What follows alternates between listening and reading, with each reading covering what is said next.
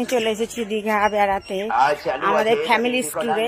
মানে ধরেন আমার 3 মেয়ে জামাই ওদের সাথে সবার সাথে আমি দীঘা ঘুরতে চলে আসলাম। এই মাত্র আমরা এখন যেখানে এসেছি তালসারিতে। তো তালসারি আপনাদেরকে দেখাবো যে তালসারিতে তো কিছুই নেই, শুধু সমুদ্রের ঢেউ আর এর কিছু। আর আমার মেয়ে এসছে, জামাই এসছে, ওদেরকে নিয়ে কিছুটা ভিডিও করে আপনাদের দেখাবো। এদিকে বললি যাবা, এইদিকে এখন তো ঢেউ নেই। হ্যাঁ